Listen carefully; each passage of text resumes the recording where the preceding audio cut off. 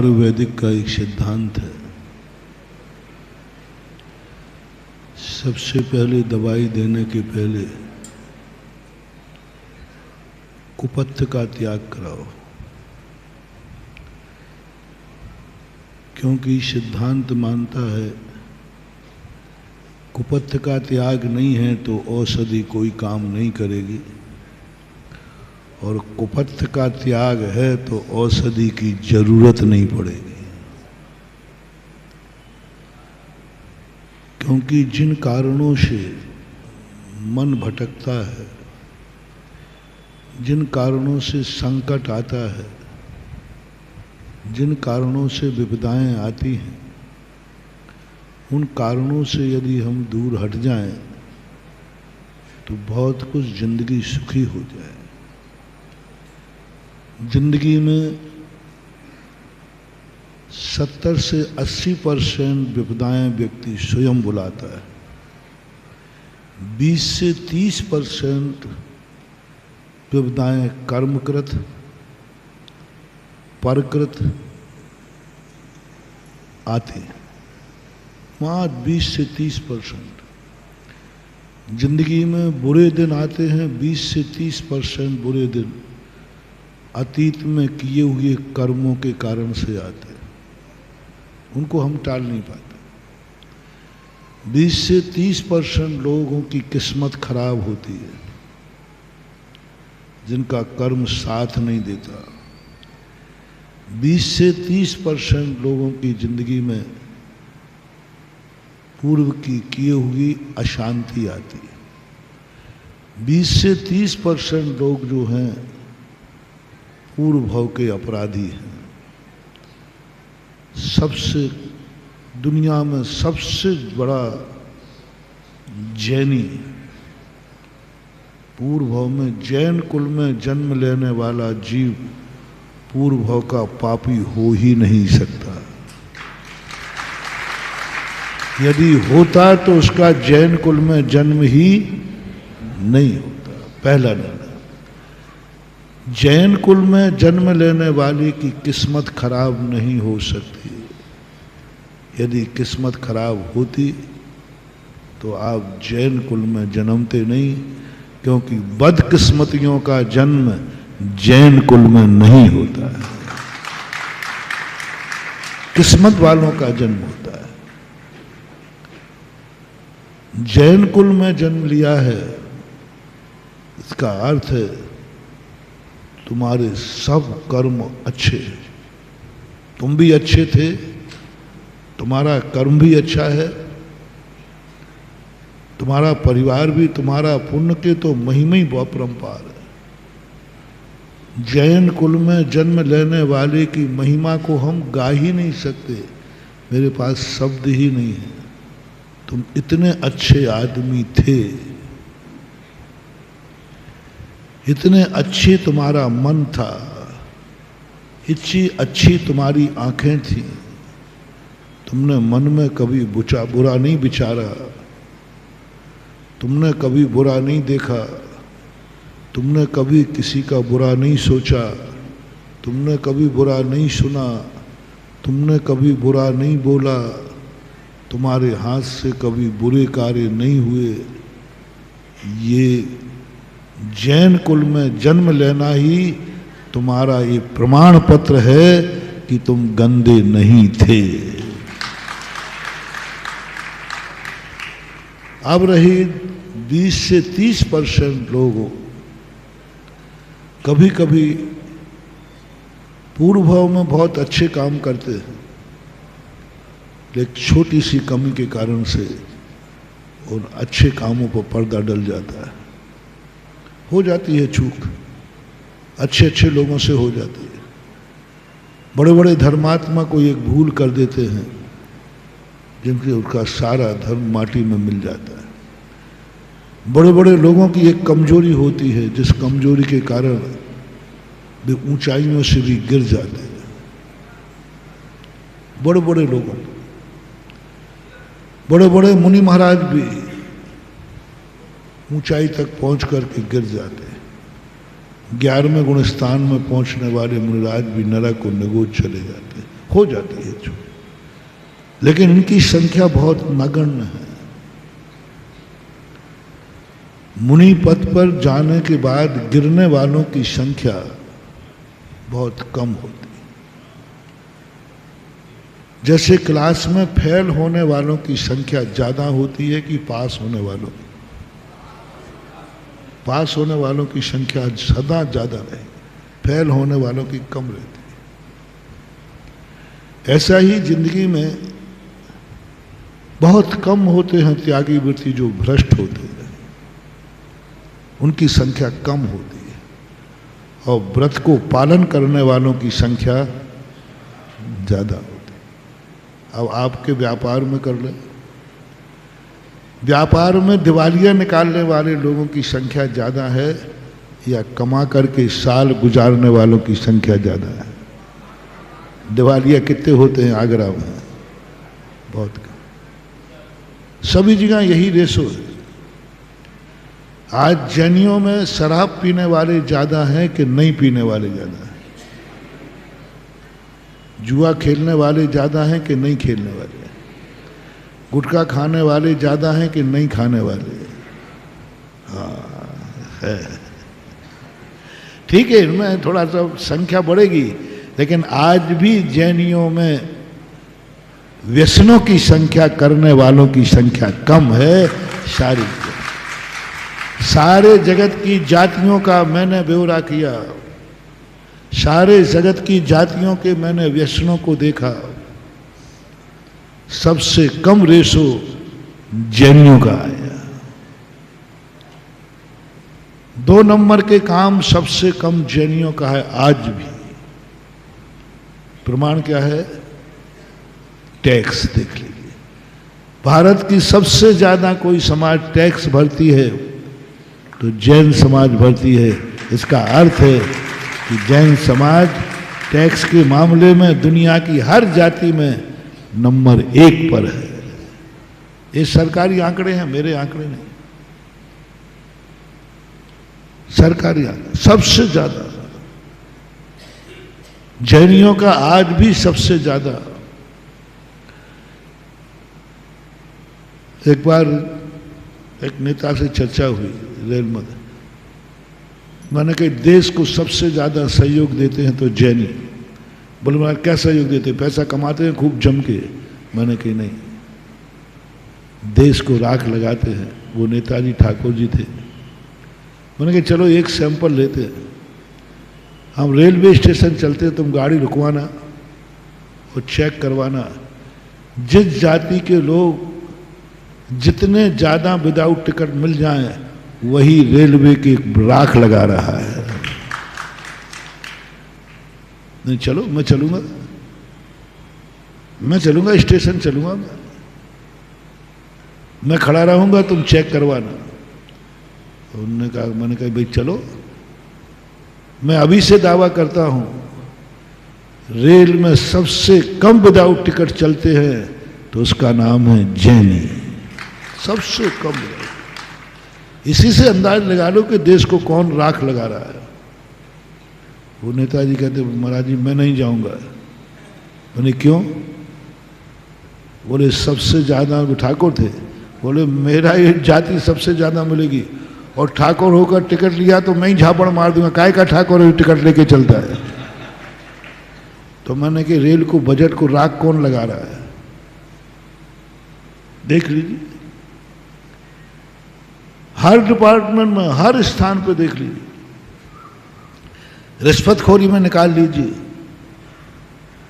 सबसे कम जैनी रिश्वतखोरी में पाए जाएंगे। नहीं पाए जाएंगे ये नहीं कह रहा हूं, परसेंटेज कह रहा हूं, परसेंटेज कह रहा हूं। क्योंकि हम जैनियों में ऐसे संस्कार दिए गए हैं, पूर्व जन्म के ऐसे संस्कार हैं कि ये पाप या तो कभी शौक में करते हैं या कभी मजबूरी में करते हैं। और जैनी शौक और मजबूरी में सबसे कम जीता है। जैनी का शौक सबसे कम है। जैनी का शौक सबसे कम है। जो शौक है वो अनैतिक नहीं है। खाने का शौक है साहब, जब तक 2-4 प्रकार की चटनी नहीं हो तो गले में ग्रास नहीं जाए, खाने का शौक है, खाने का शौक है।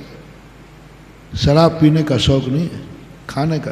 पहनने का शौक है, बढ़िया गाड़ी लेने का शौक है, अच्छा मकान बनाने का शौक है, और यदि शौक है तो अच्छा चतुर्मास कराने का शौक है,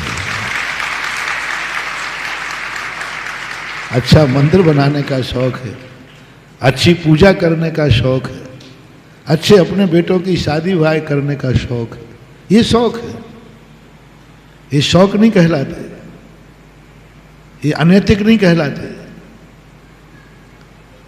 बाकी आप लोगों के यहां उन्होंने आरोप लगाया फिर जैनी लक्ष्मी पुत्र क्यों होते हैं, तो उन्होंने सीधा कहा महाराज जी मुझे तो डाउट है आपके ऊपर, आप शादियों, आप लोग 2 प्रकार के आशीर्वाद रखते हैं, जैनी को अलग आशीर्वाद देते हैं और अजैन को अलग देते हैं, इसलिए जैनियों को आपके आशीर्वाद से खूब धन आता है और हम लोगों को ऐसा आप नहीं देते। मैंने कहा ये आपका सब बोलो, हमारा मुंह से नहीं कहूँगा, अंदर की बात तो यही है कि संदेह आपके ऊपर ही है, क्योंकि आपके जितने जैनी भगत हैं सब अमीर हैं और कोई अजैन नहीं कहता कि हम महाराज के आशीर्वाद से अमीर हैं। मैंने कहा ठाकुर साहब जब आपने आरोप लगा ही दिया है तो एक बात सुन लो, साधु के कभी 2 आशीर्वाद नहीं होते, ये चाय नहीं है जो स्पेशल और स्ट्रांग हो जाए, आशीर्वाद सदा एक होता है, भक्त को और दुश्मन को भी एक होता है। फिर कारण क्या है, कारण क्या है, मैंने की बताऊं कारण। आपकी जाति में यदि किसी को साल भर में 5 लाख रुपया बचा, सब खर्चा काट करके, तो बचने के बाद आपकी जाति क्या करेगी? बोल महाराज कोई नाच गाना कराएगी, कोई शराब पिलाएगी, कोई जुआ खेले, कोई करेंगे, बचा है पैसा तो क्या करेंगे? उनकी ये बात है। अब हमारे जैनी को देख लीजिए, उसके बाद 5 लाख रुपया बचेगा, 1 लाख रुपया बचेगा, तो 3 भाव आएंगे जैनी के। पहला भाव आएगा कि चलो कहीं घूमने चलते, दूसरा भाव आएगा बहुत दिन से भावना थी तीर्थ यात्रा करने की, चलो तीर्थ यात्रा पे चलते। तीसरा भाव था बड़ी मुश्किल से बने हैं, चलो एफडी कराए देते। चौथा भाव आएगा बड़े भाग्य से बने हैं, चलो चतुर्मास हो रहा है, एक भक्ति कलश विराजमान करते। भाग्य ने दिया है, पुण्य ने दिया है। जैनी कहता मेरा क्या लागे प्रभु, तेरा तुझको अर्पण। कभी पूर्व भाव में दान दिए होंगे, ये दान महानुभाव ऐसे ही मत मानना। ये तुम्हारे चेहरे पे जो चमक है ना, ये ऐसे ही मत मानना। तुम्हारी थाली में जो रोटी है ना, ऐसे ही मत मानना। ये मेहनत की रोटी नहीं है। मेहनत तो सभी करते हैं, लेकिन तुम्हारे अतीत का कोई ऐसा अच्छा कर्म तुमने किया है कि आज तुम्हारे भाव होते हैं कि चलो हम 2 पैसा धर्म में खर्च करें, चलो परिणाम होते हैं। पुण्य और पाप कराता है। एक बार शायद मैंने बताया था, अंदर का पाप कर्म कहता है इस पापी का पैसा चतुर्मास में नहीं लगना चाहिए। मैं नहीं बोल रहा हूं, मैं तो तुम्हें रोक भी नहीं सकता, क्योंकि तुम जैन कुल में जन्मे हो। तुम्हें कैसे रोकूं मैं कि तुम कैसे लगाऊं कि फलाना फलाना जैनी चातुर्मास में कोई कलश स्थापित नहीं करेगा, कोई भी व्यक्ति कोई दान नहीं देगा, ये लिस्ट बना के टांगू? इन व्यक्तियों का दान नहीं लिया जाएगा, इनका लिया जाएगा। कैसा रहेगा ये लिस्ट बनाना? और महाराज जी गड़बड़ हो जाएगा बहुत गड़बड़ हो जाएगा, बहुत राग द्वेष हो जाएंगे, बहुत कसाय हो जाएंगे। हाँ, हो जाएगी। हम नहीं बना पाएंगे, कमेटी को भी नहीं बनाने देंगे। अब धर्म घबरा गया। महाराज जी ने भी हाथ ऊंचे कर दिए। कमेटी कह रही मैं बुराई नहीं ले सकता हूं। कैसे कह दूं कि तुम कुछ भी दान नहीं लिया जाएगा? सब तरफ से सब कोई बुराई मुझे, तुम जैनी हो, दे सकते हो, कोई नहीं रोक सकता। कर्म कहता है मैं संभालता हूं इसको, इस व्यक्ति के ऐसे परिणाम करता हूं, इसको कंजूस बनाता हूं, इसको कोई समस्या पैदा करता हूं, इसको धर्म के प्रति अनास्था पैदा करता हूं। किसी प्रकार इस पापी का धन धर्म में न लग जाए, चतुर्मास में न लग जाए, मंदिर में न लग जाए, तीर्थ क्षेत्र पर न लग जाए, यहाँ तक कि इस पापी का धन किसी गरीब को न मिल जाए, इस पापी का धन गौशाला में न लग जाए, इस पापी का धन औषधि में न चला जाए। कर्म कहता है मरीज मरे तो मर जाए, इस पापी की दवाई खा के जिंदा न रहे। बहुत बड़ी जब मैंने ये खोजा कि मैंने कि प्रभु क्या बात, एक मरीज मर रहा है और सामने एक अमीर आदमी खड़ा है, पैसा है उसके पास, शराब के लिए पैसा है, दुनिया के ऐशो आराम के लिए पैसा है, और एक मरीज मर रहा है, इतना तो कम से कम उसके परिणाम करो। कर्म कहता है मरीज मर जाए तो मर जाए, इस पापी की दवाई से जिंदा नहीं रखना है मुझे। कर्म की बहुत बड़ी पैथी है, कर्म का बहुत बड़ा कंसेप्ट है, कर्म का एक बहुत बड़ी ला किताब है। देखना कितना बड़ा रहस्य खोल रहा हूं। एक पापी, एक भोगी विलासी, एक शराबी जुआड़ी, कर्म के सामने दो हैं। एक मरीज मर रहा है, गरीब है बेचारा दवाई के बिना, और एक के पास इतना पैसा है कि वो ऐसो आराम कर रहा है। अब धर्म कहता है, धर्म में ताकत है ताकत।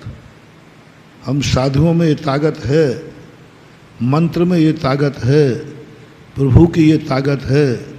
तुम क्या समझते हो, नरेंद्र मोदी से हमारी ताकत कम है क्या? नरेंद्र मोदी जिसके चाहे उससे पैसा निकलवा सकता है कि नहीं? बोलो, छापा डाल के निकलवा ले, XYZ। तो क्या तुम मुझे कम समझते हो रे?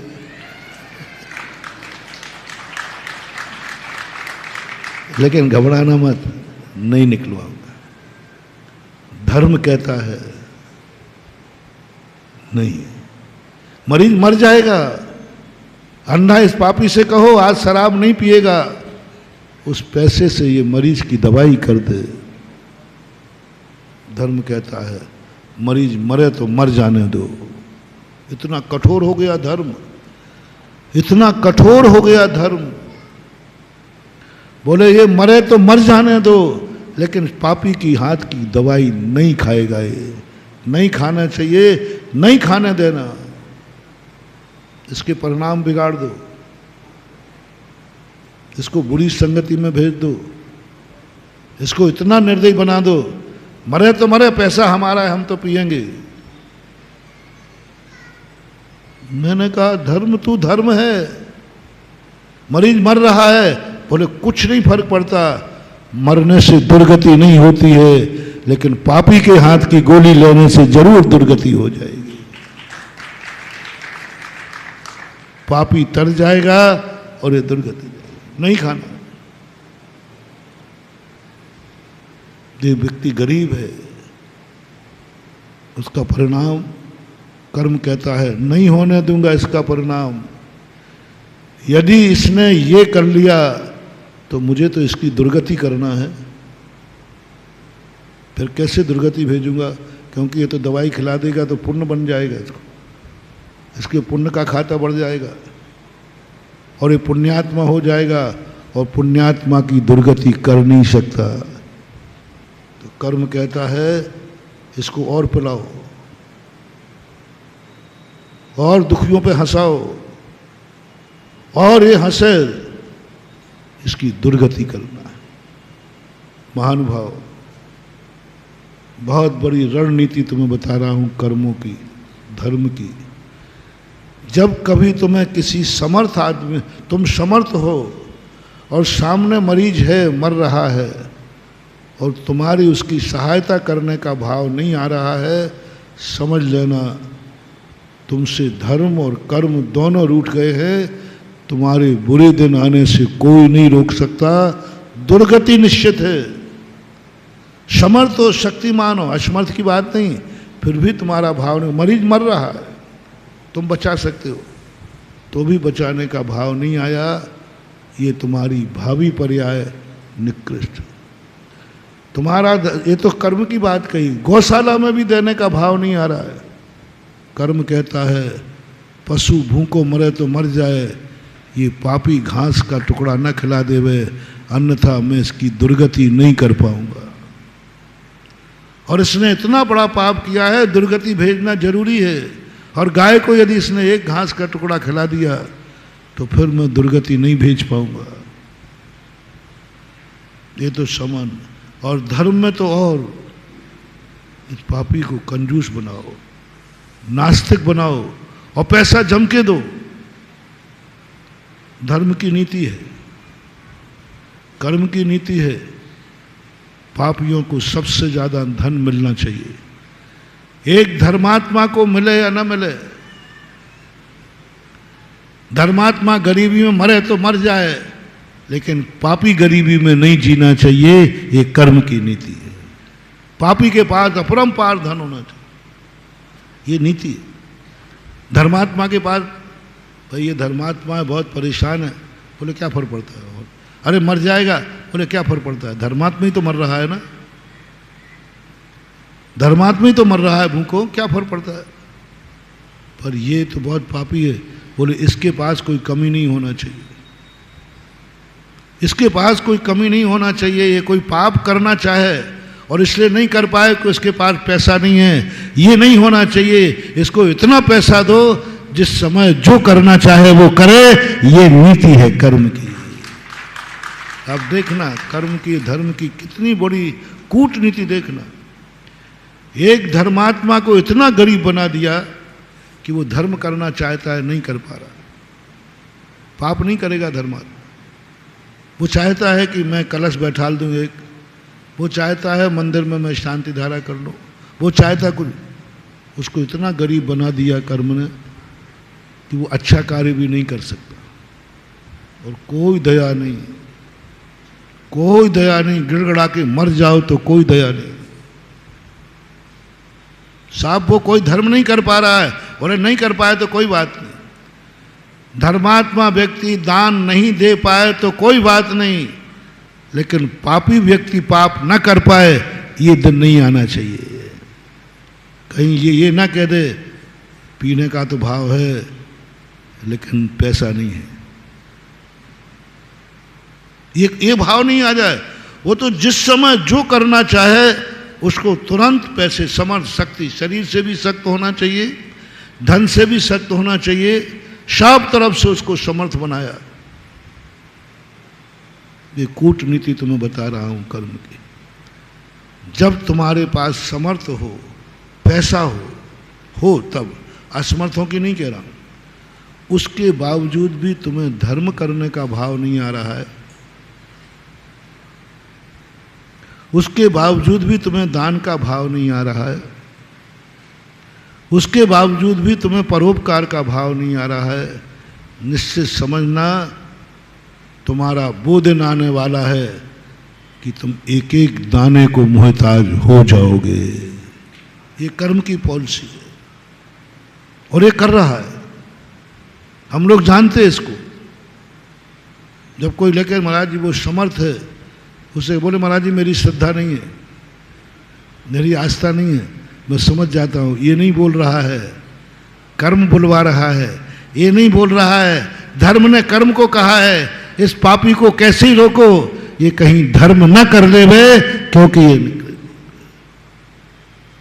जब भी तुम्हारे मन में ऐसा भाव आवे समर्थ होकर तो मंदिर जा सकते हो, नहीं जाने का भाव आ रहा है, मजबूरी में नहीं, बीमारी में नहीं, जा सकते हो, जाने का भाव नहीं आ रहा है, अभिषेक कर सकते हो, करने का भाव नहीं आ रहा है, प्रवचन सुन सकते हो, कोई परेशानी नहीं, प्रवचन सुनने का भाव नहीं आ रहा है, माला फेर सकते हो, कोई बीमारी नहीं, कोई परेशानी नहीं, फेरने का भाव नहीं आ रहा है,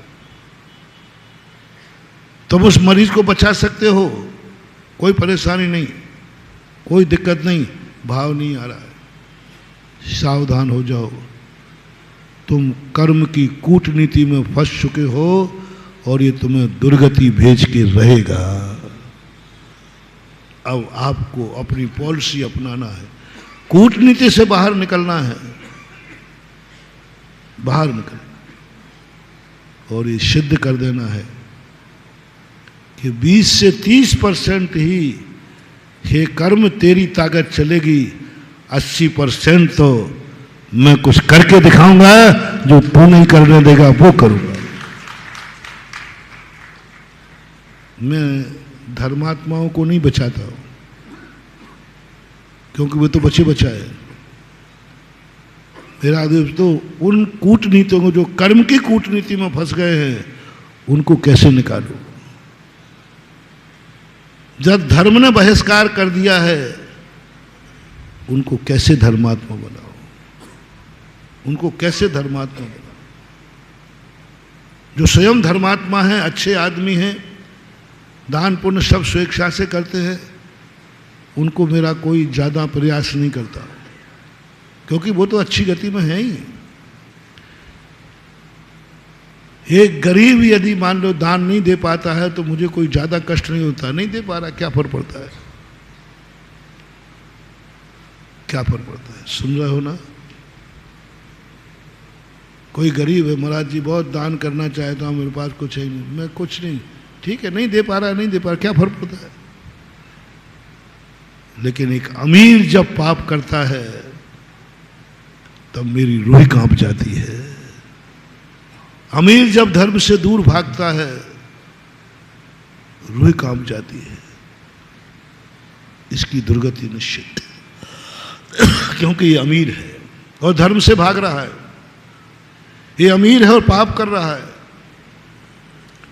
अमीर है और मंदिर नहीं आ रहा है, गरीब मंदिर नहीं आ रहा है, हमें कोई चिंता नहीं है। इतना गरीब है बेचारा कि वो सुबह अभिषेक में नहीं आ सकता, क्योंकि उसकी चाय पत्ती की दुकान है, और चाय पत्ती कब बिकती है वो नहीं आ पा रहा है। ये चाय पत्ती की दुकान वाल, तू अभिषेक करने नहीं आए, तेरी जमानत मैं ले लूँगा भगवान से कि भगवान वो नहीं आ पाएगा अभिषेक करने। तो अभिषेक नहीं करने का समर्थन कर रहा है। मैंने कहा हाँ बेचारा, चाय पत्ती उसी समय बिकती है। तुम गरीबी के कारण, बीमारी के कारण पर मंदिर नहीं आए हो, प्रवचन सुनने नहीं आ सकते हो, कोई बात नहीं, आने की जरूरत नहीं है। मैं भी नहीं चाहता कि तुम आओ, 1 घंटे में 2 रुपया कमाओगे, बैठो बाहर, बैठो। बेचारा बड़ी मुश्किल से, तो मेरी दृष्टि है उन अमीरों पर, उन शक्तिमानों पर जिनका इतना पुण्य है कि वे सब कुछ कर सकते हैं। वो मंदिर आ सकते हैं लेकिन आना नहीं चाहते, बस उनसे रूह कांप जाती है। ओहो, ये तो कूटनीति में फंस गया, ये तो धर्म की बिछाए हुए जाल में फंस गया, अब इसको कैसे निकालूं। एक अमीर जब मंदिर आता है, एक प्रवचन में किसी अमीर ने अभिषेक का नियम ले लिया, मेरे जिंदगी भर के प्रवचन सफल हो गए। जिंदगी भर के प्रवचन सफल हो गए। हम लाखों गरीबों को मंदिर बुला रहे हैं, हमारी सफलता नहीं है। वो तो बिना बुलाए ही आ रहे हैं, बिना बुलाया। लेकिन एक अमीर आदमी अभिषेक का लोटा लेता है, समझ लेना वो कूटनीति से बाहर निकल गया। उसने कर्म को चुनौती दे दी। धन सदा पाप के लिए होता है, धन सदा पाप के लिए ही बनता है। और उस व्यक्ति ने धर्म को पुण्य में लगा दिया। धन छपता है संसार के लिए, जो भी पुण्य है सब पाप के लिए होता है। जितने भी पुण्य है सब पाप के लिए होते हैं, और पुण्यों से जो मिलता है वो पाप के लिए मिलता है। अमीर बनाना ये अच्छी बात नहीं है,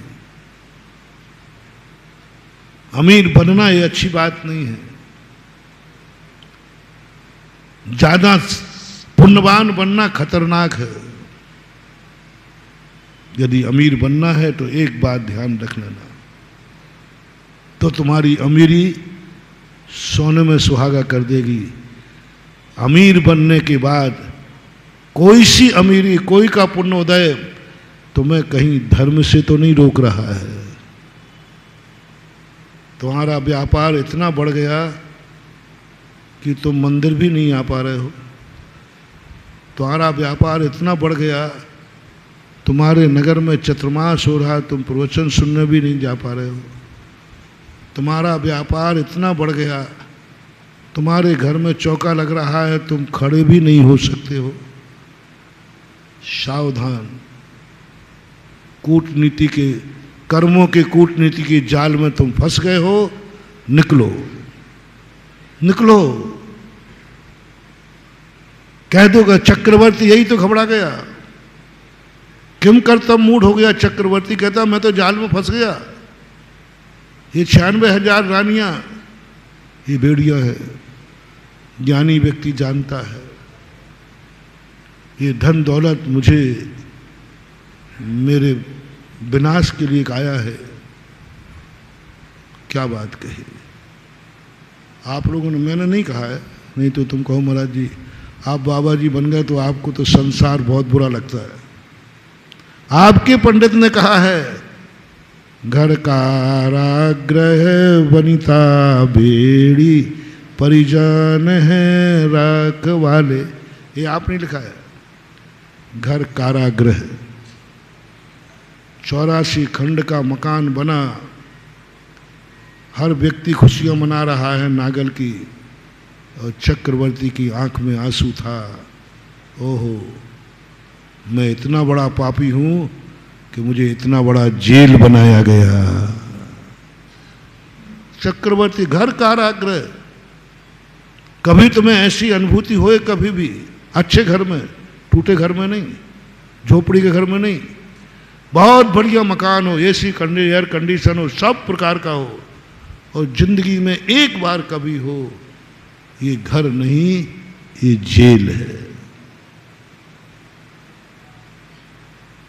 एक बार कभी जिंदगी में, अच्छे घर में जो तुमने बड़े शौक से बनाया हो, और कभी ये आ जाए, जितना बड़ा घर है, छोटे अपराधियों को छोटे जेल में रखा जाता है, और बड़े अपराधियों को, तो तुम्हें फीलिंग करना है, इसका अर्थ है कि मैं बड़ा अपराधी हूं। कभी महसूस हो घर, मंदिर में मन क्यों नहीं लगता? तो मंदिर आते हो फिर भी तुम्हें मन नहीं लगता, उसका मूल कारण है तुम मंदिर को तो समझ गए हो, घर को नहीं समझे। तुम मंदिर को तो समझ गए हो इसलिए आ जाते हो, घर नहीं समझे। और जब तक घर को नहीं समझोगे मंदिर में मन नहीं लग सकता। मैं पूछता हूं, तुम मंदिर आए हो क्यों? घर में क्या कमी थी? मैं ये नहीं पूछ रहा हूं मंदिर में क्या अच्छाई है, मैं थोड़ा उल्टा ही चलता हूं। मंदिर में क्या अच्छाई है तुमसे ज्यादा तो मैं जानता हूं, तुमसे क्यों पूछूं? मंदिर बहुत अच्छा है, शांतिनाथ भगवान है, अतिशय, ये ज़्यादा महिमा मत गा तू मेरे सामने। जितना तू नहीं जानता उससे ज़्यादा तो बोलो मंदिर में और भगवान के संबंध में तुम ज़्यादा जानते हो कि मैं? तो फिर मैं तुमसे क्यों पूछूंगा? मैं घर के संबंध में नहीं जानता, मंदिर आने के पहले पूछ रहा हूँ घर कैसा लग रहा है, घर में कैसा लग रहा है। बस वहां से शुरू होती है कहानी। घर कैसा लग रहा है, घर में क्या कमी थी, क्या कमी? कुछ नहीं, बहुत बढ़िया है, मेरा घर तो बहुत अच्छा है। बस अब तुम्हारा मंदिर में मन लग ही नहीं सकता। दो में से एक अच्छा हो और एक बुरा हो तभी पसंद मानी जाती है, दोनों हाथ के लड्डू नहीं। एक बार मंदिर घर कैसा लगा, घर में कैसा लग रहा है, वो फीलिंग चाहिए। यदि घर में ऐसा लग रहा है ये जेल है और मैं जेली हूं, एक बार अनुभूति करो। बहुत बड़ी पंक्ति लिखी पंडित जी साहब ने, एक बार ये जेल है और मैं जेली हूं, एक बार अनुभूति कर लो। अब यदि तुम जेल नहीं गए हो तो किसी जेली से पूछना, और यदि अनुभव करना है तो एक आध बार चले जाना। जेल में जो अंदर है, जेल में वो 24 घंटे क्या सोचता है, इस जेल से बाहर कैसे निकलूं। और कई बार तो ऐसा लगता है कोई खिड़की कमजोर दिख जाए, होता है कि नहीं, जेली भाग जाते, कमजोर जाए, कब भागूं, कब जेल से छूटूं, कब जेल से यहां जाऊं, कैसे बाहर जाऊं, कोई जमानत ले ले, कोई कैसे बने। 24 घंटे एक ही बात चलती है। क्या कभी ऐसा तुम्हें अपने घर में हुआ, इस घर से बाहर कैसे निकलूं, क्या उपाय है, कहां से भागूं, कहां से भागूं, कहां से भागूं, कौन सा तरीका ढूंढूं? बहाना ढूंढता है, कौन सी खिड़की कमजोर है जिस कमजोर खिड़की से निकल करके मैं जेल से भाग जाऊं, भाग जाऊं। पहली बात तो घर को एक बार जेल की अनुभूति हो जाए। जेल में व्यक्ति कैसे जाता है, मंदिर में घर की अनुभूति हो जाए। जेल व्यक्ति स्वेच्छा से जाता है कि ले जाया जाता है? और अपराध करने के बाद तुम क्या करते हो? फरार होते हो, भागते हो, फिर पुलिस ढूंढती है, बाहर निकालती है, भगोड़ा घोषित करती है, इनाम रखती है। ऐसा एक जेली चाहिए आगरा का, एक ग्रस्त चाहिए जो जेल से भागा है। अपराध करने के बाद उसकी एफआईआर तो लिखी जा चुकी। एफआईआर तो तुम्हारी सबकी लिखी हुई है, क्योंकि कोई ना कोई ने खुरापाती तो की है। आगरा वाला कोई गलती ना करे, अरे राम राम राम राम, हो ही नहीं सकता कि तुमसे कोई गलती हुई नहीं हो। अपराधी तो सभी है, सभी है, कभी मन से, कभी वचन से, कभी काया से, सब अपराधी है और सबकी एफआईआर दर्ज है,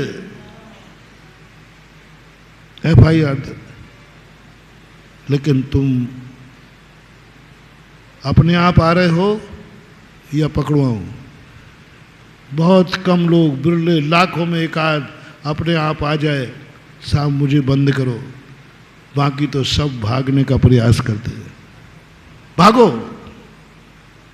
घर से भागो, घर से भागो। पुलिस तुम्हारे घर वाले हैं, वो तुम्हें ढूंढ रहे हैं, तुम छुपो कहीं, छुप जाओ मंदिर में, भगवान की परिक्रमा में छुप जाओ, जाकर किसी तीर्थ क्षेत्र पर छुप जाओ, जाकर किसी गुरु के चतुर्मास में जाके छुप जाओ, मिलो ही मत, मिलो ही मत, छुप जाओ, कहीं छुपे मिलो, कोई देख लेवे तो माला फेरते मिलो, माला फेरने बैठ जाओ, पूजा करने बैठ जाओ, और घर के सदस्य तुम्हें ढूंढ रहे हैं क्योंकि बहुत परेशानी में है, बेटे को सांप ने काट लिया है, घर में बहुत ज़रूरत है तुम्हारी, और वो कह रहे हैं कि तुम्हें घर चलना पड़ेगा, तुम बहाना बनाओ, घर में जाने का बहाना बनाओ, कितने बहाने तुम बना सकते हो बनाओ, जितने बना सको उतने बनाओ, मैं कुछ भी नहीं बोल रहा, किसी प्रकार से हम नहीं जाएंगे, क्योंकि जेल में कभी भी शौक से नहीं जाया जाता।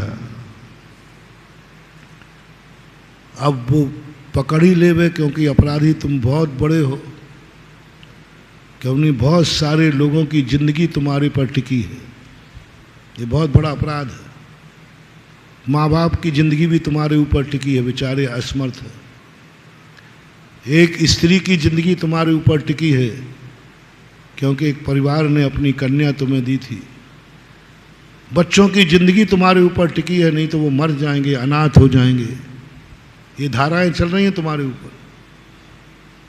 पहली धारा तुम पर लगाई, तुम्हें घर चलना पड़ेगा,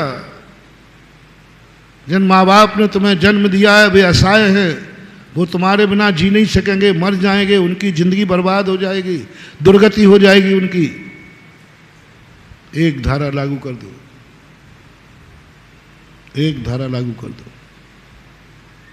दूसरी धारा, नहीं मम्मी पापा को हम ऐसा करते हैं, कोई नौकर चाकर लगाए देते, नहीं,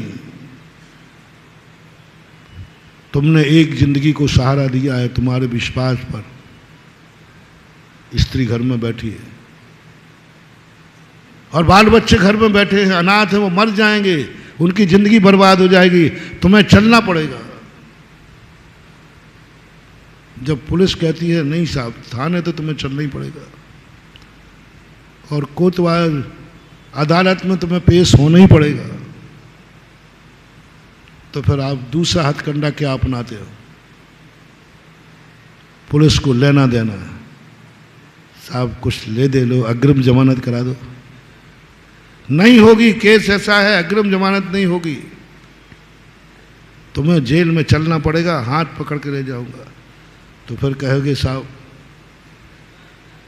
बंद गाड़ी में ले चलो ना, बाजार में छिपी टोला से यहाँ से मत निकालना, बंद गाड़ी में ले चलो, नहीं बंद गाड़ी में नहीं जा सकते आप, हथकड़ी डलेंगी, तो साहब हथकड़ी मत डालो, पैदल चलना पड़ेगा, नहीं पैदल चलेंगे लेकिन हथकड़ी डलेंगी, और बाजार में से ले जाना पड़ेगा, जाना पड़ेगा।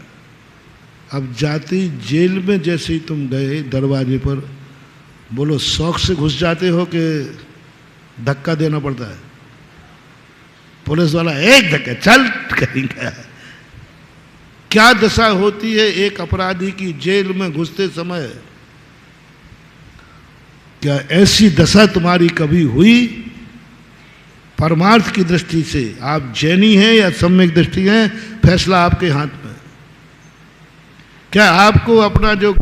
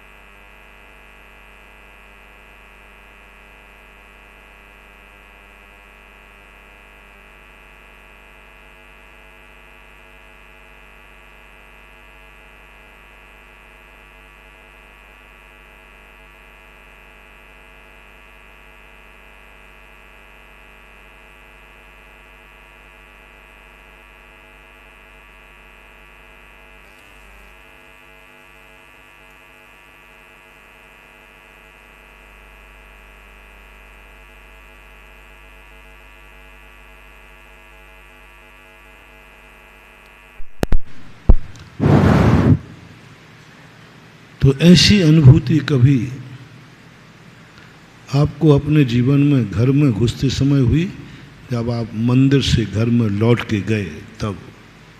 कभी एक जिंदगी में एक बार सम्यक दर्शन की अनुभूति बता रहा हूँ।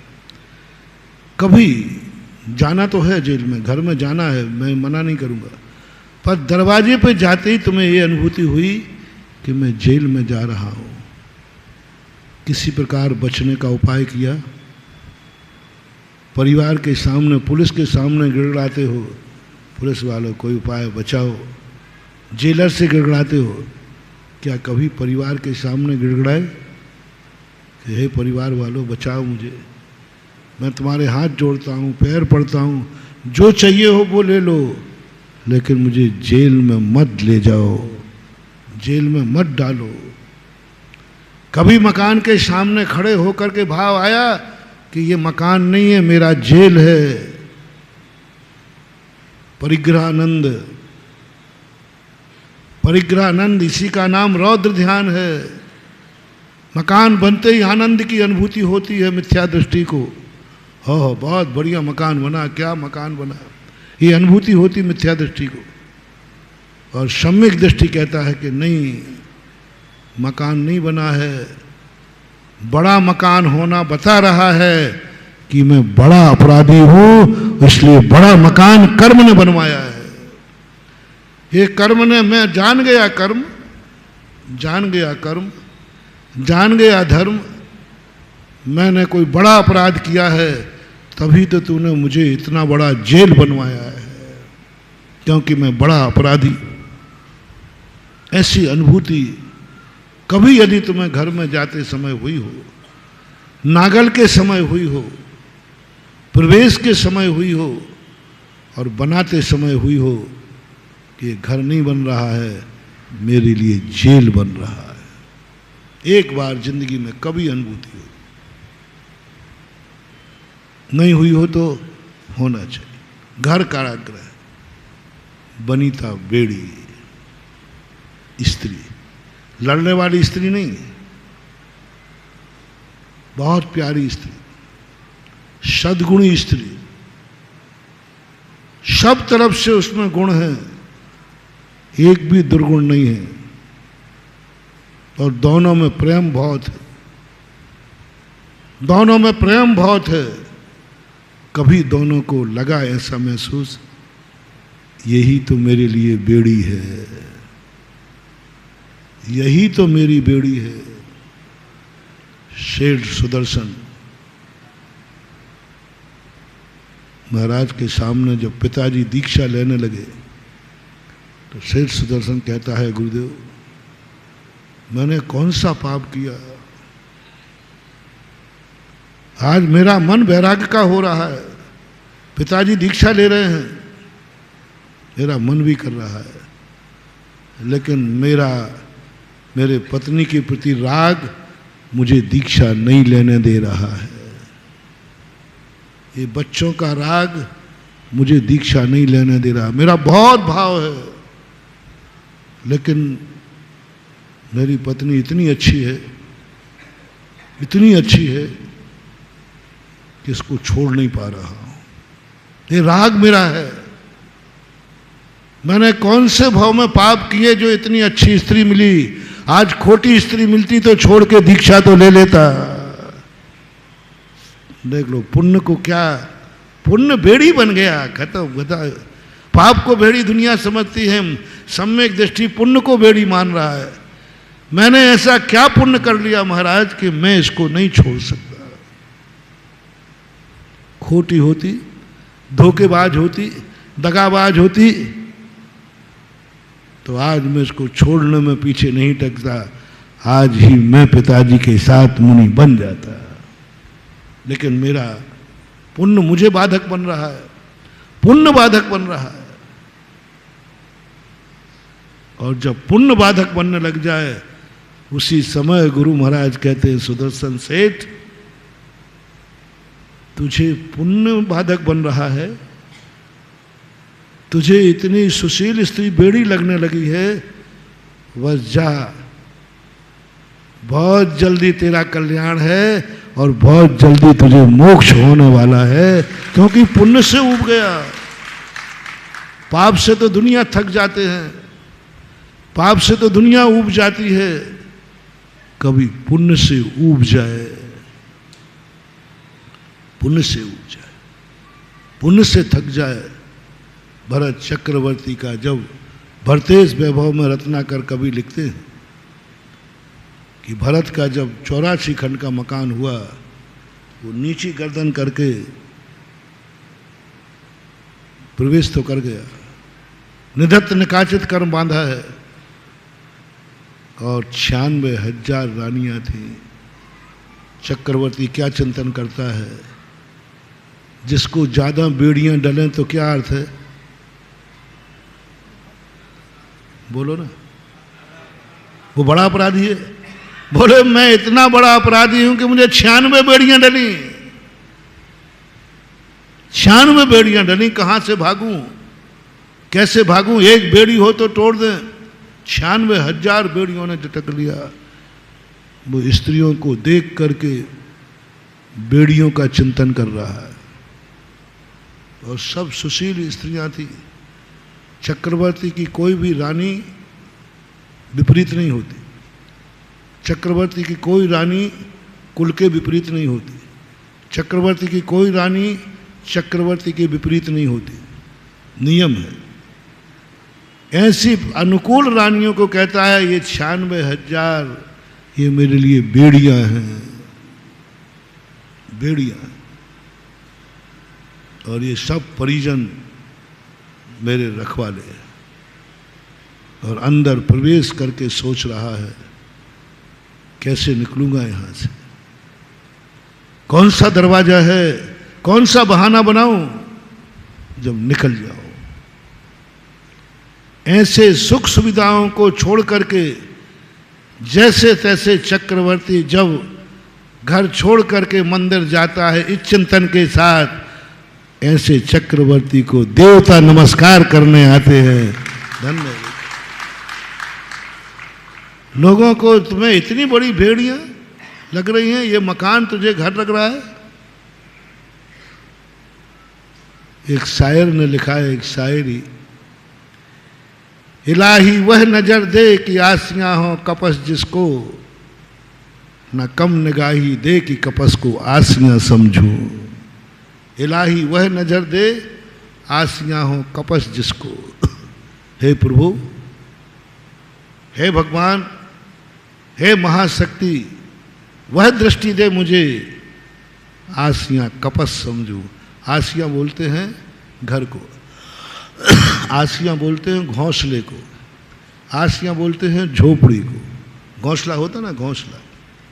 आसियां हो कपस जिसको, कपस यानी जेल। हे भगवान, मुझे ऐसी दृष्टि दे दे जिसको मैं आज घर समझता आया हूं, वो मुझे जेल लगने लग जाए,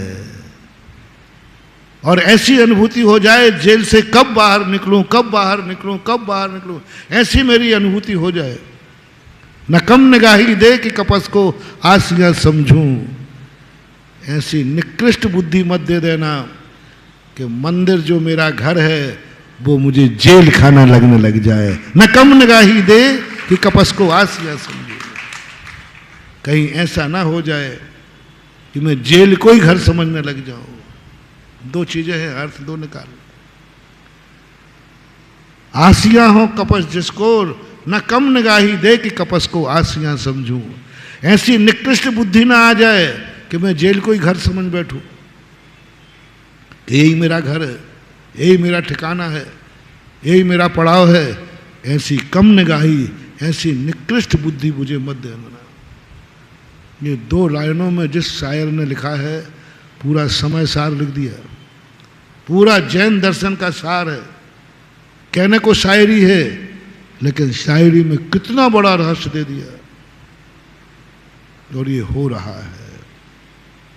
कपस को आसियां समझूं, वही जेल हमें घर महसूस होने लगा है। यही मेरा घर है। फिर मंदिर क्यों आए हो? मन बहलाने के लिए, मनोरंजन के लिए।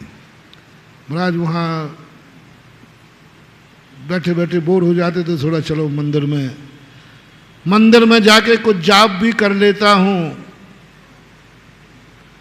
मंदिर में जाके कुछ जाप भी कर लेता हूं, साधुओं के संग में कुछ आलाप भी कर लेता हूं, इंसान से कहीं भगवान न बन जाऊं, यह सोच के कुछ पाप भी कर लेता हूं। यही है ना हालत तुम्हारी। हाँ, मन बहलाने के लिए आते हो, समय निकल जाएगा तो देखना तुम्हारा धर्म कैसा है। एक बंबई वाला छुट्टियों में कश्मीर घूमने के लिए जा रहा था और एक कश्मीर वाला बंबई घूमने जा रहा था छुट्टियों में। दोनों आगरा स्टेशन पर मिल गए और मिलने के बाद पूछा कहाँ जा रहा है यार? बोले कश्मीर जा रहा हूँ। बोले क्यों बंबई में? अरे कुछ नहीं है बंबई में, कुछ नहीं, छिप छिप छिप छिप गर्मी, कुछ नहीं, बहुत बेकार स्थान है। कश्मीर क्या मजेदार चीज है, क्या बर्फ है, क्या बहुत पसंद है। बोले भाई तू कहाँ से आ रहा है? बोले कश्मीर। कहाँ जा रहा है? बंबई। बोले क्यों?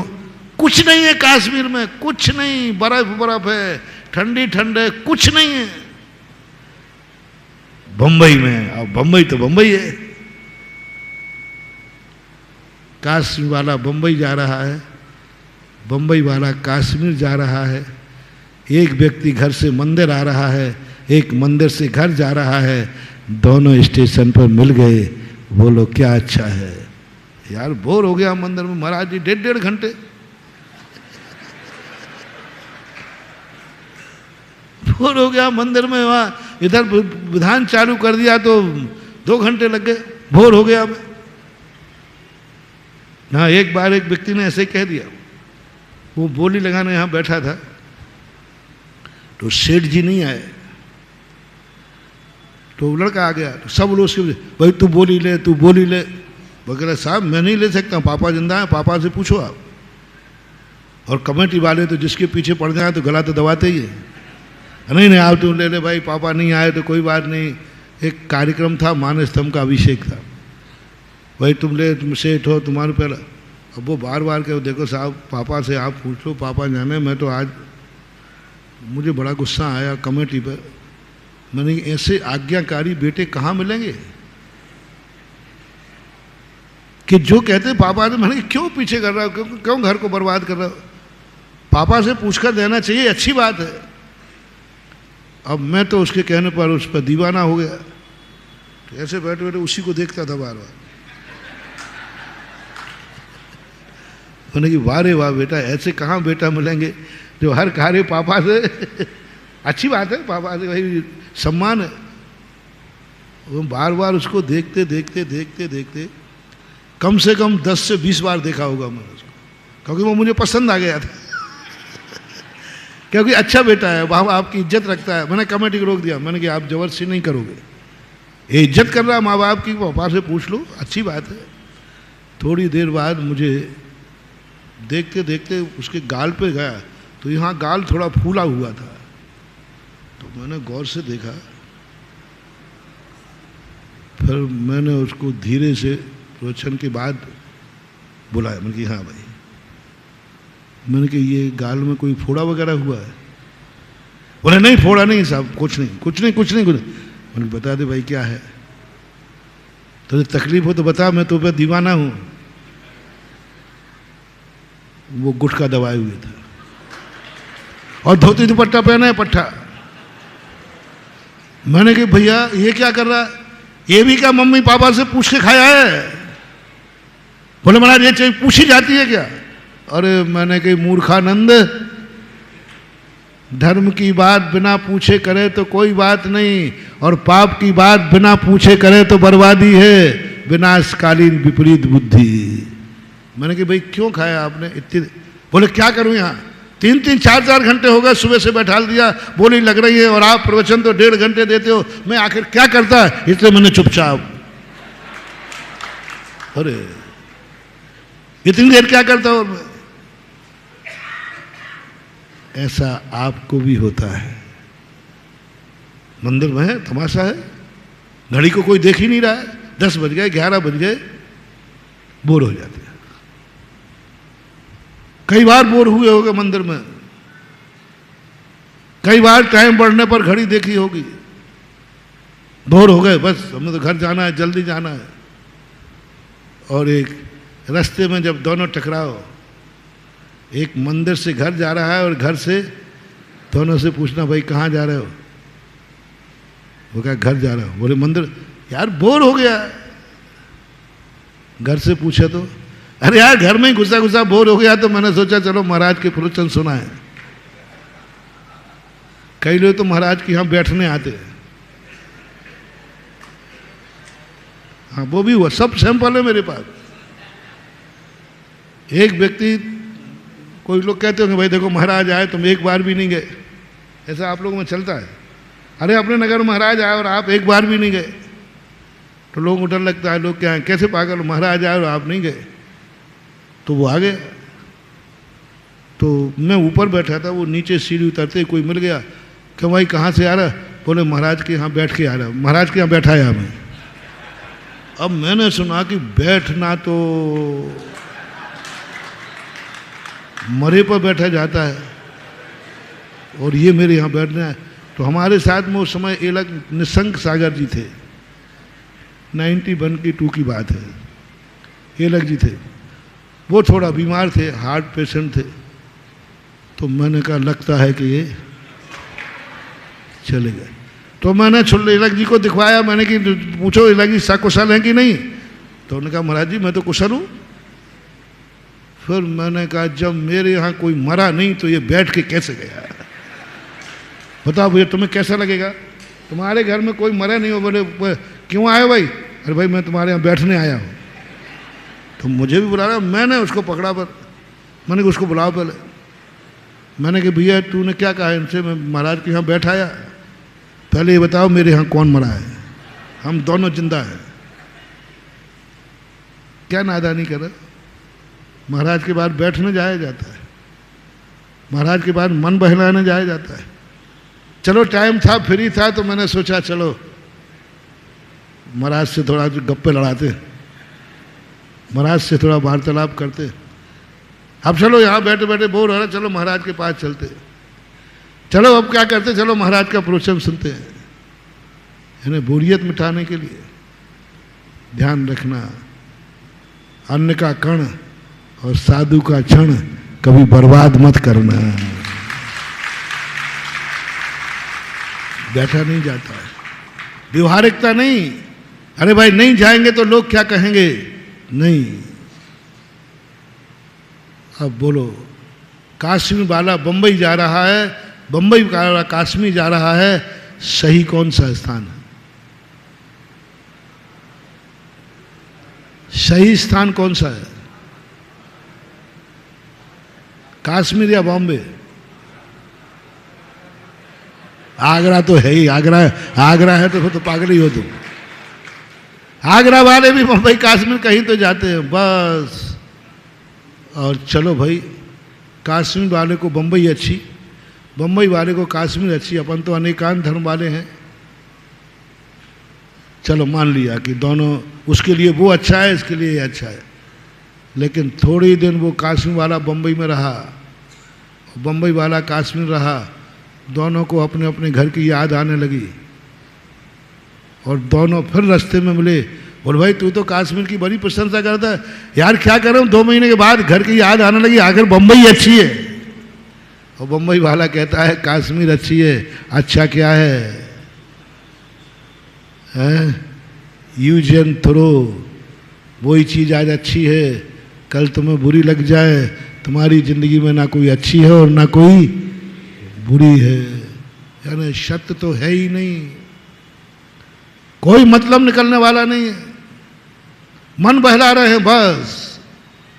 घर में बोर हो गए, मंदिर आ गए, दुनिया में बोर हो गए, तीर्थ यात्रा पे चले गए, चलो यार बहुत दिन हो गए, बोर हो गए, चलो शिखर जी चलते वंदना के लिए। शिखर जी नहीं गए हो, मनोरंजन करने गए हो, आत्मरंजन। और एक बार तुम्हारी प्रतीति में आ जाए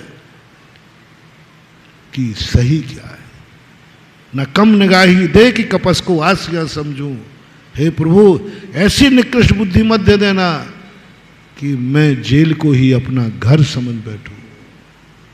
अनुभव की बात है, प्रतीति में लाना है।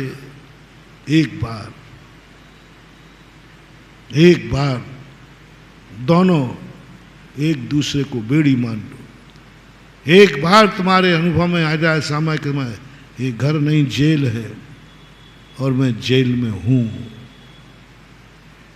और निरंतर तुम्हें भाव आए कब निकलूं यहां से।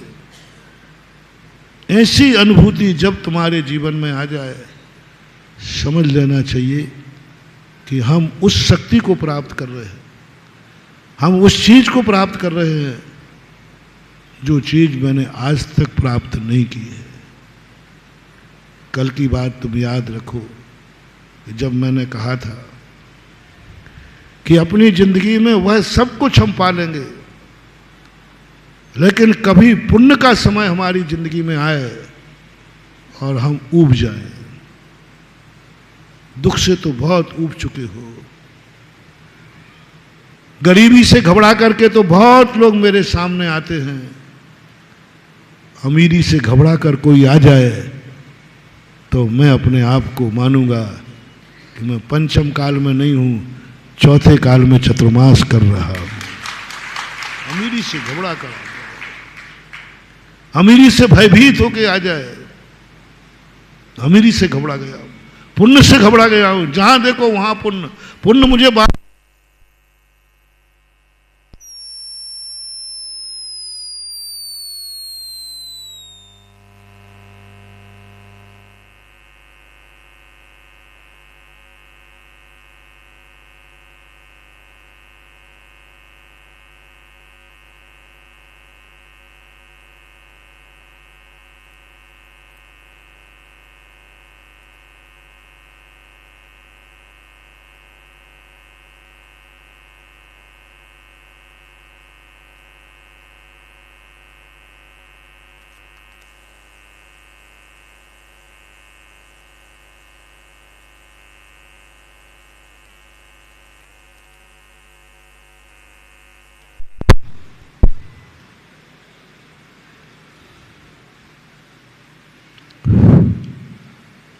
तो जब हमें ये अनुभूति में आ जाए, पुण्य के उदय में हमें कोई धर्म की बात आ जाए, भूखे खाने नहीं मिला है सो उपवास की बात नहीं कर रहा हूं, चारों तरफ भोजन बना रखा है और तुम्हें त्याग की बात आ जाए, आज मेरा उपवास मिलने पर सब कुछ सामने है। आपने साधु को देखा, साधु पाप को नहीं ठुकराता, पुण्य को ठुकराता है। अशुभ दिन के दिन नहीं ठुकराता, शुभ दिन को ठुकराता है। पाप कर्म का उदय आए, जिस दिन अंतराय हो जाए उस दिन उसको गम नहीं होता। जिस दिन देखना पुण्य का उदय देखना कैसा ठुकराता है। आपने भोजन बनाया, बहुत बढ़िया चीजें बनाई हैं, बड़े उससे बनाई, बहुत बढ़िया। साधु का पुण्य देखो, हम लोगों का पुण्य तुम लोगों से बहुत ज्यादा है रे। तुम ही लोगों ने बताया, बोले महाराज जी ये हमारी पत्नी मुझे एक रोटी और 2 सब्जी बना के रख देती है, और आपका जब चौका लगता है तो ये थकती ही नहीं बनाते बनाए। कटोरी कम पड़ जाए, थालियां कम पड़ जाएं, वो तो समय कम पड़ जाता, नहीं तो और 2-4 आइटम और बने। हाँ, इतने आइटम बनाते हो, इतने आइटम, थकती ही नहीं। अलोल वृत्ति एक गुण होता है दादा। यानी कई बार तो इतना होता है कि हम पहुंचते पहुंचते तक वो चिल्लाता, अरे महाराज आ गए, तो जल्दी मैं समझ जाता हूं अभी भी माल चल रहा था, एक आध आइटम फिर बन रहा था।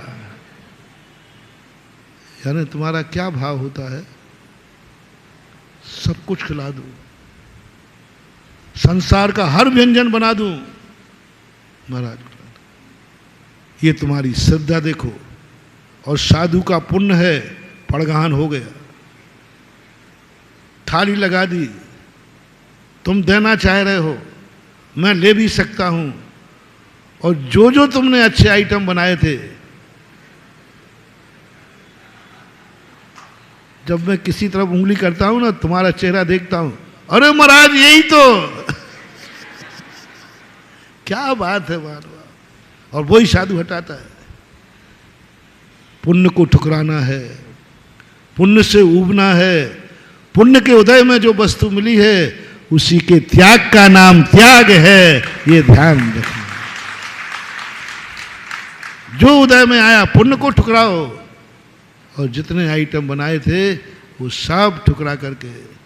हमारे पूज्य गुरुदेव को देखो, संसार में सबसे ज्यादा कोई गरीब है,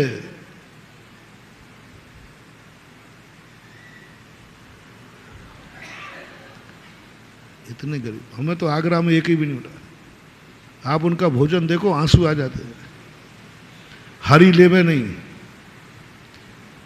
नमक लेवे नहीं, मीठा लेवे नहीं, दूध लेवे नहीं। अरे भाई कितने भी गरीब होगा, कम से कम एक डेली नमक की तो होगी।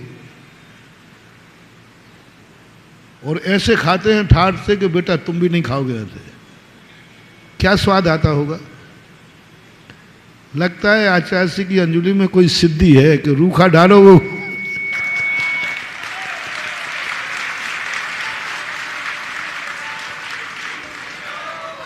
क्योंकि बिना नमक, तुम बताओ, बिना नमक, बिना मीठा, बिना हरी, बिना दूध, बिना सबके बिना तुम रोटी तुम्हें आज परोसी जाए, यहाँ व्यवस्था ऐसी करो, और खाते समय तुम्हारे चेहरे की फोटो उतरवाएं। और हमारे आचार्य जी को देखना, खाते समय ऐसा चस्का लेके खाते जैसे मजा सरल भोजन कर रहे हो, ऐसे चटकारे लेके बढ़िया खाते हैं। चेहरा देखो उनका खिला हुआ रहता है। क्या है, किसको ठुकरा रहे हैं? पुण्य को ठुकरा रहे हैं। पुण्य को ठुकरा, सब देने के लिए खड़े हैं, नहीं लेते हैं तो लोग आंसू आ जाते हैं, ले लें तो सारी जनता को अवभाग्य हो जाता है, फिर भी ठुकरा रहे। जब जब पुण्य को ठुकराने की बात आवे, समझ लेना तुमने धर्म की कूटनीति से तुम बाहर आ गए, कूटनीति से बाहर आ गए। धन मिलने के बाद, धन आने के बाद तुम्हें दान का भाव आ जाए, धन होने के बाद तुम्हें उस गरीब की औषधि कराने का भाव आ गया, धन होने के बाद तुम्हें कलश का भाव आ गया, समझ लेना तुम कर्मों की कूटनीति से बाहर निकल गए हो। कर्म हार गया और तुम जीत गए। क्यों नहीं? कर्म ने धन इसलिए दिया था कि तुझे पापी बनाना है। तू धन पाएगा तो पापी पाप करेगा, अय्यासी करेगा, ऐसो आराम करेगा। हम लोग कुछ नहीं करते बंधुओं, आप लोगों। मात मेरी एक ही नीति है कि मैं अपने भक्त को इन कर्मों की कूटनीति से बाहर निकाल दूं, इसके लिए मैं उपदेश देता हूं। इसलिए मैं अमीरों के पीछे पड़ा रहता हूं, क्योंकि कर्म ने जो अमीर बनाया है तो मुझे मालूम है ये कर्म बहुत खतरनाक है। इसने दुर्गति भेजने के लिए बनाया है। इसको खूब व्यापार दो, खूब बड़े बड़ी फैक्ट्री खोलो, जैसे खूब धन बढ़े इसका। क्योंकि साइकिल से गिराऊंगा तो मजा नहीं आएगा, प्लेन में बैठा लो फिर गिराऊंगा तो चकनाचूर हो जाएगा। ये सब उसके तरीके हम लोग जानते हैं, इसलिए हम पीछे पड़ते हैं। कूटनीति से बाहर निकल बाहर, और कर्म को दिखा दे कि तू मुझे पापी समझ रहा है, मैं उस गुरु का चेला हूं कि तू मुझे पाप के लिए धन देगा और मैं इसी से धर्म करके दिखाऊंगा। कर्म को चुनौती देता है अविरत संबंधी ग्रस्त, तूने मुझे पाप के लिए धन दिया है। ध्यान रखना, मेरे गुरु तेरी कूटनीति जानते हैं। जो पाप के लिए दिया है इसी से मैं धर्म कमाऊंगा, इसी से मैं अच्छे कार्य करूंगा, इसी से उस गरीब बच्चे के प्राण बचाऊंगा। अब बोल, तेरी पॉलिसी फेल हुई या पास हुई? बस कर्मों की पॉलिसी को फेल कर देता है, समझ लेना उसी का नाम गुरु है। कर्मों का ये षड्यंत्र है, बहुत बड़ा जाल है। ताकत दे दो रावण को खूब जम के। कहा था ना मैंने कि रावण को कैसे दुर्गति कहते हैं, वो तो पुरोहित है, नीतिज्ञ है,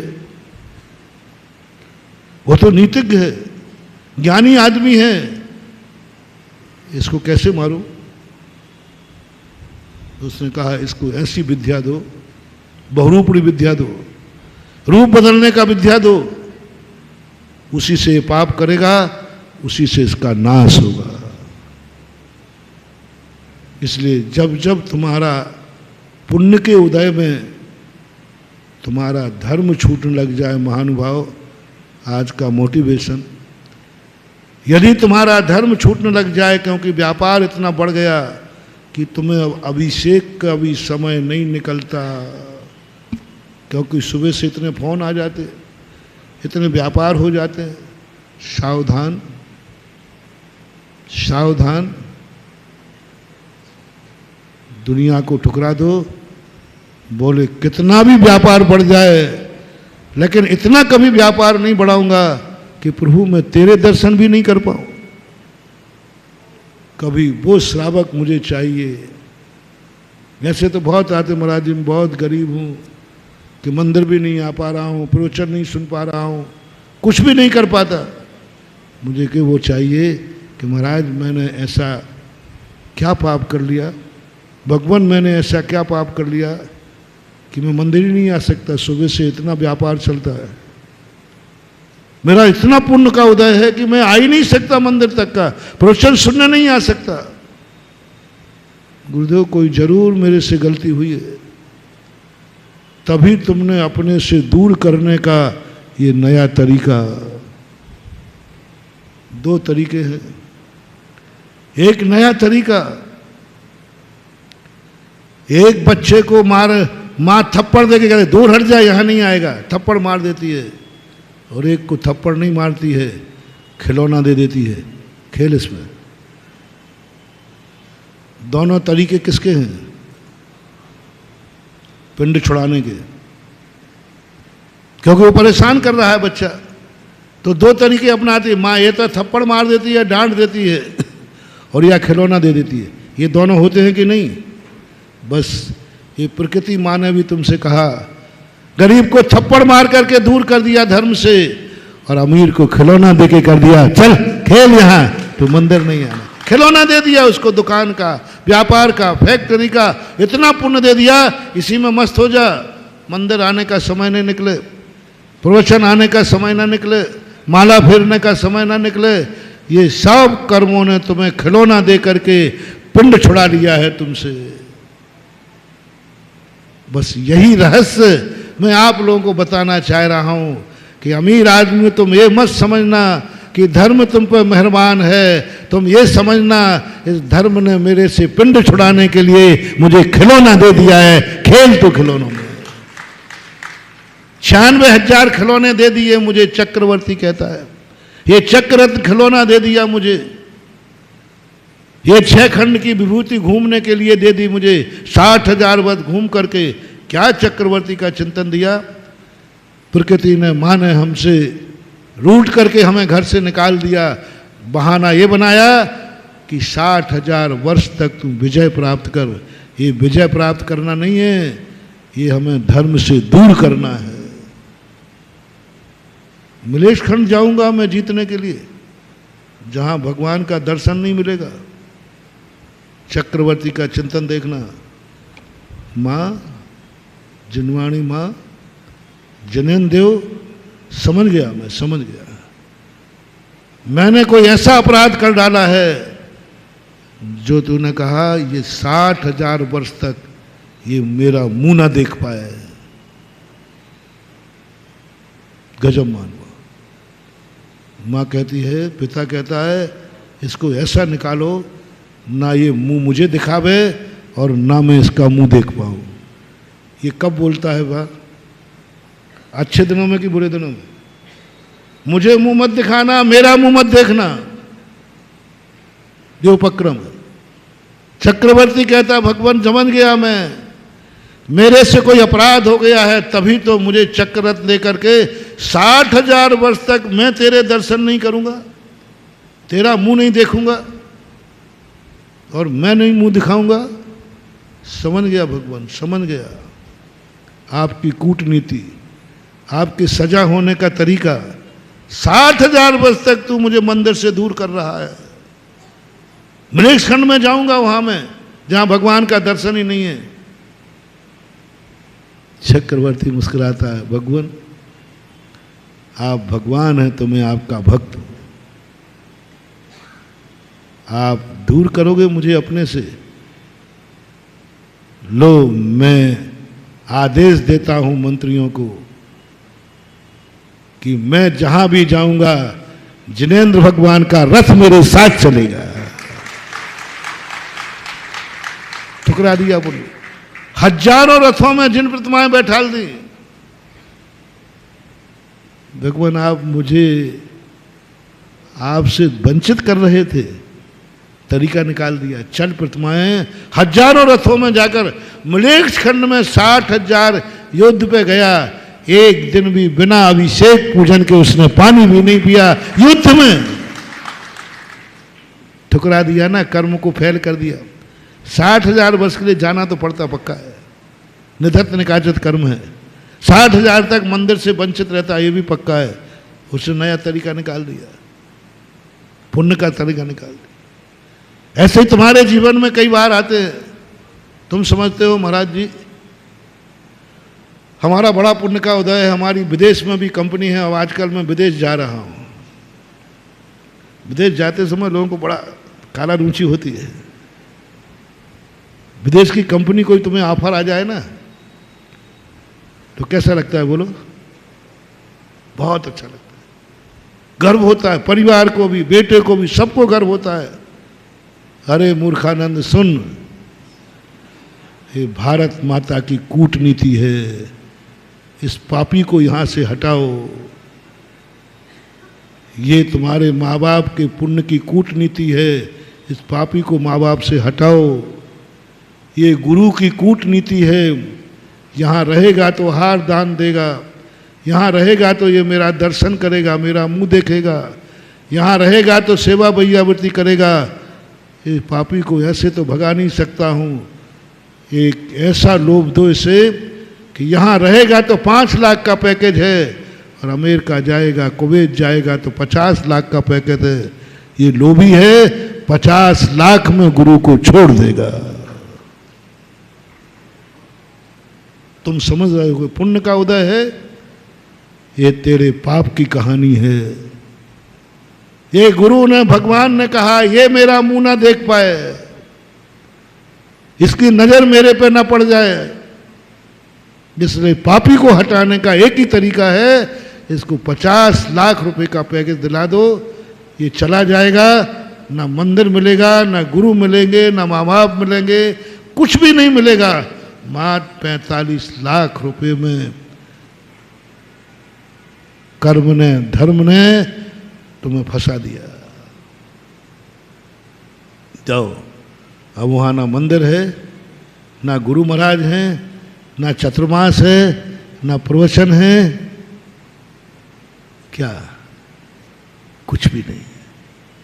ये तुम्हें ज्ञान में नहीं आता कि हमारा पुण्य जो है, एक 45 लाख के पुण्य ने कितना बलिदान करा दिया। सबसे बड़ा भारत माता का अभिशाप है, इसको निकालो। ये जन्म यहां जरूर ले लिया है, ये पापी यहां मरना नहीं चाहिए, पापी मेरी छाती पर नहीं रहना चाहिए। इसको 45 लाख का लोभ दो, ये अमेरिका चला जाएगा। ये धरती माँ का बहुत बड़ी कूटनीति। सम्यक दृष्टि मुमुक्षु कहता है, सम्यक दृष्टि मुमुक्षु कहता है। क्या बात है। एक कंपनी कहती है यहाँ आ जा 45 लाख रुपए ज़्यादा मिलेंगे, और भारत कहता है मेरे पास तो 5 लाख रुपए है। ज्ञानी व्यक्ति कहता है भारत में रह करके मुझे 5 लाख मंजूर है। क्यों? इधर मेरा भगवान है, इधर मेरा गुरु है, इधर चातुर्मास है, इधर मेरी माँ है, इधर मेरे पिता हैं, इधर मेरा भारत देश है।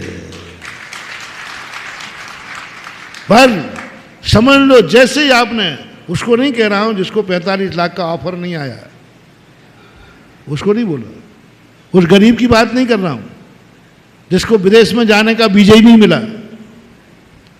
मैं उसकी बात कर रहा हूं जिसको 45 लाख रुपए एक्स्ट्रा, यानी 50 लाख का ऑफर था और भारत में रहेगा तो 5 लाख का ऑफर था। उसने जैसे ही 50 लाख का ऑफर ठुकराया, जाओ भारत माता फेल हो गई और तुम्हारा अगला जन्म भी भारत में निश्चित हो गया। मंदिर के कारण तुमने क्यों छोड़े भाई 45 लाख रुपया? बुरे होते कि 45? नहीं, मंदिर छूट जाता। ओहो, भगवान कहे मैं तो इससे पिंड छुड़ाना चाहता था। भगवान छूट जाएंगे, मंदिर छूट जाएगा। ओहो, महान हुआ, गजब।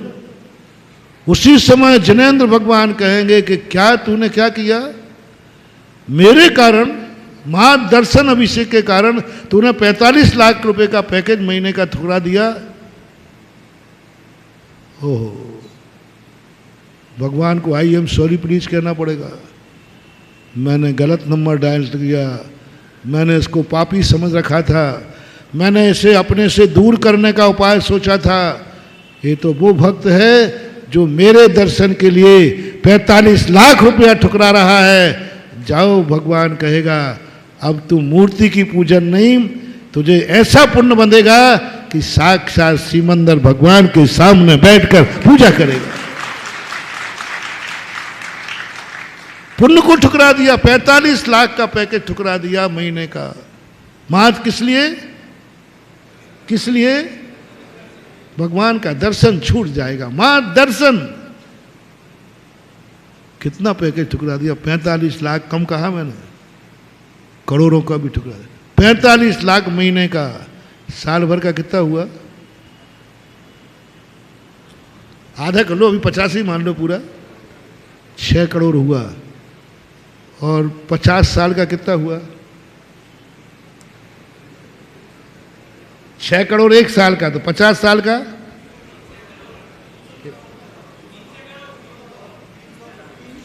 300 करोड़ ठुकरा दिए। किसके लिए? बोलो ना। भगवान का दर्शन नहीं मिलेगा। जिंदगी भर के 300 करोड़ ठुकरा करके यदि तुम भगवान की कीमत कर सको, जाओ, हो गया कल्याण तुम्हारा। भगवान की नीति फेल कर दी तुमने। भगवान ने कहा था इसको यहाँ से हटाना है और तुमने कहा था कि मैं हटने वाला नहीं, आप जैसे कूटनीतिज्ञ नहीं। तो भगवान, आप भगवान हो, हम तो आपकी अंदर की बात नहीं समझ पाएंगे, लेकिन गुरु ने हमें सब समझा दिया है।